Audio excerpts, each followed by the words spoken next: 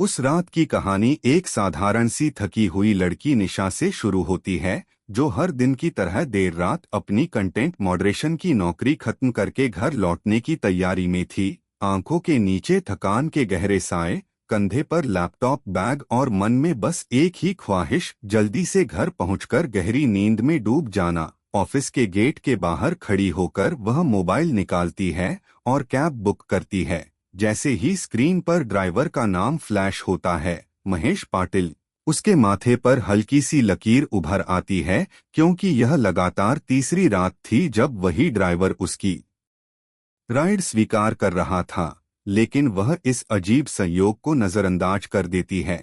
कुछ ही पलों में एक सफेद कार उसकी ओर बढ़ती हुई आती है और उसके सामने रुक जाती है। ड्राइवर मुस्कुराते हुए उसे पहचानता है और निशा भी हल्की मुस्कान के साथ पीछे वाली सीट पर बैठ जाती है। सीट बेल्ट लगाकर वह फोन में रूट चेक करती है। सब कुछ सामान्य दिखता है, पर जैसे ही कार आगे बढ़ती है, रात की खामोशी धीरे धीरे उसे घेरने लगती है। शुरुआत में सब ठीक चलता है, लेकिन कुछ ही मिनटों बाद उसे महसूस होता है कि कार तय रास्ते से हटकर एक सुनसान इंडस्ट्रियल एरिया की तरफ मुड़ गई है।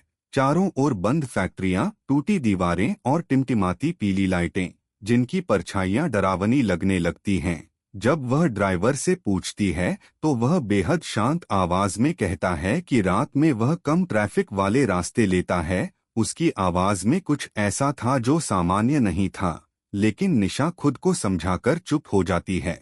तभी कार के रेडियो पर अचानक से एक अजीब सा स्टैटिक सुनाई देता है और फिर एक पुरानी खबर जैसी आवाज जो सालों पहले की तारीख बता रही होती है, जिसे सुनकर निशा चौंक जाती है। लेकिन ड्राइवर तुरंत रेडियो बंद कर देता है और कहता है कि सन्नाटा ज्यादा बेहतर होता है। अब निशा का डर धीरे धीरे बढ़ने लगता है। बाहर सड़क पर बार बार एक ही होर्डिंग दिखाई देना, फोन का नेटवर्क गायब होना, जीपीएस का फ्रीज हो जाना, ये सब चीजें उसे बेचैन करने लगती हैं। तभी उसकी दोस्त सना का मैसेज आता है और फिर कॉल, लेकिन जो बात सना कहती है वह निशा के होश उड़ा देती है। सना के अनुसार निशा अभी तक ऑफिस गेट से निकली ही नहीं थी और उसकी कैब तो बुक ही नहीं हुई थी। यह सुनते ही निशा के हाथ पैर ठंडे पड़ जाते हैं। वह घबराकर फोन बंद होते हुए देखती है और उसके दिमाग में एक अजीब सी याद कौंधती है। कैब हिस्ट्री में वही ड्राइवर, वही तारीख, वही समय, लेकिन 1 साल पुराना। साथ ही उसे एक पुरानी खबर याद आती है, जिसमें एक कैब ड्राइवर की मौत का जिक्र था, जिसका चेहरा महेश से मिलता जुलता था। अब कार एक सुनसान जंगलनुमा रास्ते में पहुंच चुकी होती है, जहां सिर्फ अंधेरा और पेड़ों की परछाइयां हैं। तभी सड़क किनारे एक छोटा सा हनुमान मंदिर दिखाई देता है, जिसकी लौ अजीब तरह से स्थिर जल रही होती है। ड्राइवर उस ओर देखता है और तुरंत नजर हटा लेता है। निशा डरते हुए उससे सवाल करती है और धीरे धीरे ड्राइवर सच बताने लगता है। 1 साल पहले इसी रात, इसी समय वह एक एक्सीडेंट में मारा गया था और तब से हर साल इसी वक्त वह उसी अधूरी यात्रा को दोहराने के लिए मजबूर है। यह सुनकर निशा पूरी तरह टूट जाती है। वह चिल्लाने लगती है, गाड़ी रोकने को कहती है, लेकिन गाड़ी जैसे किसी अदृश्य ताकत के नियंत्रण में होती है। तभी फ्लाईओवर पर गाड़ी पहुंचती है और डिजिटल घड़ी 3:33 पर रुक जाती है। समय जैसे थम जाता है। डर और घबराहट के बीच निशा को अचानक एहसास होता है कि शायद वह खुद भी इस चक्र में फंसी हुई है। वह ड्राइवर से कहती है कि गाड़ी को वापस उसी मंदिर के पास ले जाए जहां हादसा हुआ था, और किसी तरह गाड़ी वहां पहुंचती है। इस बार गाड़ी सच में रुक जाती है। निशा कांपते कदमों से उतरती है और मंदिर की घंटी बजाकर प्रार्थना करती है कि अगर वह जिंदा है तो उसे इस डर से आजाद किया जाए, और अगर नहीं तो कम से कम उस ड्राइवर को मुक्ति मिल जाए। जैसे ही वह पूरी ताकत से घंटी बजाती है, अचानक सब कुछ बदल जाता है। एक आवाज उसे पुकारती है और वह खुद को ऑफिस के बाहर एक बेंच पर पड़ी हुई पाती है। गार्ड उसे जगा रहा होता है और कहता है कि उसकी कैब 2 बार आकर कैंसिल हो चुकी है। निशा हड़बड़ाकर उठती है, फोन देखती है। समय 2:59। सब कुछ सामान्य, जैसे कुछ हुआ ही नहीं। तभी सना आती है और वही बात दोहराती है कि निशा कहीं गई ही नहीं थी। लेकिन कहानी यहीं खत्म नहीं होती, क्योंकि जब निशा अपने फोन की गैलरी खोलती है तो उसे एक फोटो दिखाई देती है जिसका टाइम 3:33 होता है, जिसमें कार के अंदर की तस्वीर होती है। आगे की सीट खाली, लेकिन रियर व्यू मिरर में महेश का चेहरा साफ दिखाई देता है, सीधा कैमरे की ओर देखते हुए एक थकी हुई मुस्कान के साथ। यह देखकर निशा के हाथ कांपने लगते हैं, लेकिन वह कुछ नहीं कहती, बस फोन लॉक कर देती है और चुपचाप सना के साथ वहां से चली जाती है। उस रात के बाद निशा कभी देर रात कैब नहीं लेती, क्योंकि उसे समझ आ चुका था कि कुछ रास्ते सिर्फ मंजिल तक नहीं ले जाते। कुछ रास्ते ऐसे भी होते हैं जहां अधूरी कहानियां, अधूरे लोग और अधूरी आत्माएं हमेशा के लिए भटकती रह जाती हैं, और कभी कभी हम अनजाने में उन्हीं रास्तों पर कदम रख देते हैं। अगले कुछ दिनों तक निशा ने उस घटना के बारे में किसी से कुछ नहीं कहा, लेकिन उसके अंदर जो डर बैठ चुका था वह हर रात उसे चैन से सोने नहीं देता था। दिन में सब कुछ सामान्य लगता, ऑफिस, काम, लोगों की आवाजें, ट्रैफिक, लेकिन जैसे ही रात होती और घड़ी 2:30 के करीब पहुंचती, उसका दिल बिना वजह तेज धड़कने लगता, जैसे कोई अदृश्य घड़ी उसके भीतर भी टिक टिक कर रही हो। उसने कई बार खुद को समझाने की कोशिश की कि वह सिर्फ एक बुरा सपना था, लेकिन उसके फोन में मौजूद वह तस्वीर हर बार उसकी इस सोच को तोड़ देती। उसने कई बार उस फोटो को डिलीट करने की कोशिश की, लेकिन हर बार उसका हाथ रुक जाता, जैसे कोई उसे ऐसा करने से रोक रहा हो। एक रात जब वह अपने कमरे में अकेली बैठी थी और बाहर हल्की बारिश हो रही थी, उसने हिम्मत करके फिर से उस फोटो को खोला। इस बार उसने गौर से देखा, मिरर में दिख रहा महेश का चेहरा पहले जैसा नहीं था। उसकी आंखें अब सीधी उसकी तरफ नहीं, बल्कि जैसे उसके पीछे किसी और चीज को देख रही थीं। निशा ने डरते हुए धीरे धीरे फोन को अपने पीछे की ओर घुमाया, लेकिन वहां कुछ नहीं था।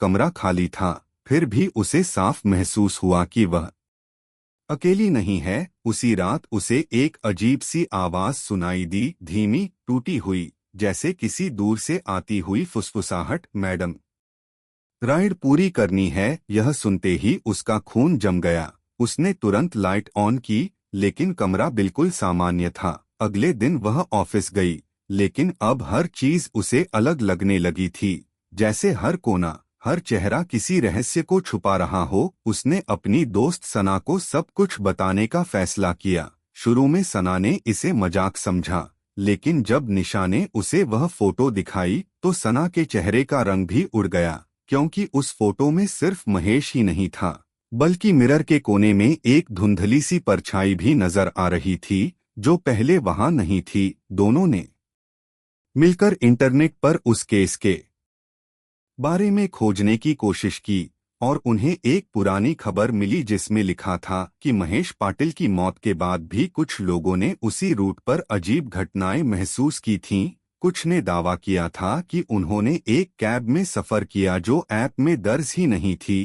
कुछ ने कहा कि उन्होंने 3:33 बजे के आसपास समय को रुकते हुए देखा। यह सब पढ़कर निशा को यकीन हो गया कि वह अकेली नहीं है जो इस डर का हिस्सा बनी है। लेकिन असली डर तब शुरू हुआ जब एक रात उसके फोन पर एक नोटिफिकेशन आया, योर राइड इज अराइविंग, जबकि उसने कोई कैब बुक ही नहीं की थी। स्क्रीन पर वही नाम था, महेश पाटिल, और लोकेशन दिखा रही थी कि कार उसके घर के ठीक बाहर खड़ी है।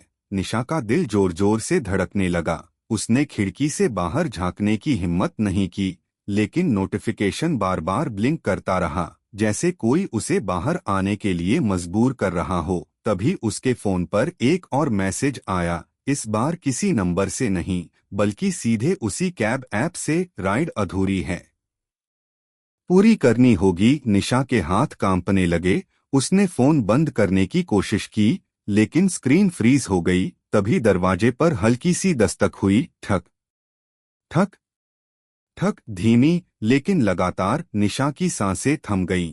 उसने धीरे धीरे दरवाजे के पास जाकर झिरी से बाहर देखने की कोशिश की, लेकिन वहां सिर्फ अंधेरा था। फिर भी उसे महसूस हुआ कि कोई ठीक सामने खड़ा है। अचानक उसके फोन की स्क्रीन अपने आप ऑन हुई और उसमें वही कैमरा व्यू खुल गया, जैसे कोई बाहर से फोटो ले रहा हो। और स्क्रीन पर दिखा, उसके दरवाजे के सामने वही सफेद कार खड़ी थी और ड्राइवर सीट पर महेश बैठा था।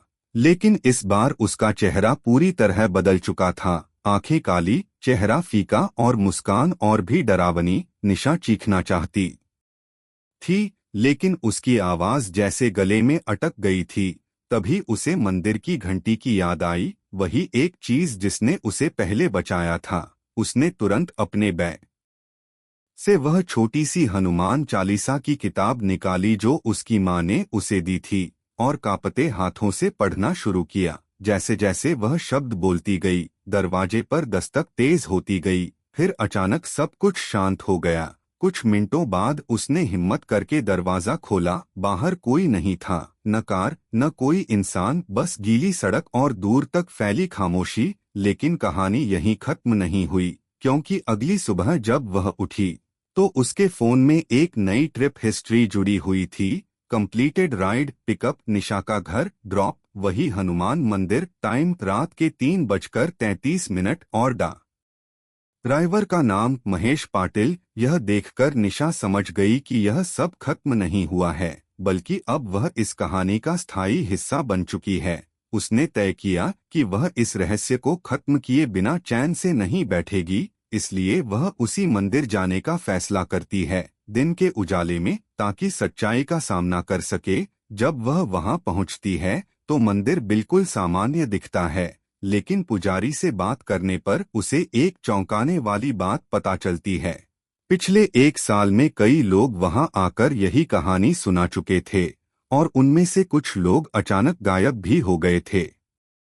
पुजारी उसे चेतावनी देता है कि कुछ आत्माएं तब तक शांत नहीं होती जब तक उनकी अधूरी इच्छा पूरी न हो जाए, और शायद महेश की आत्मा भी किसी अधूरी मंजिल तक पहुंचना चाहती है। यह सुनकर निशा के मन में एक ख्याल आता है, क्या होगा अगर वह उस अधूरी राइड को पूरा कर दे? क्या इससे सब खत्म हो जाएगा या वह खुद भी उसी जाल में फंस जाएगी? यही सवाल उसके मन में गूंजता रहता है, और कहानी एक ऐसे मोड़ पर आकर रुकती है जहां डर, रहस्य और हिम्मत तीनों एक साथ खड़े हैं। और अब आगे क्या होगा, यह सिर्फ निशा के अगले कदम पर निर्भर करता है।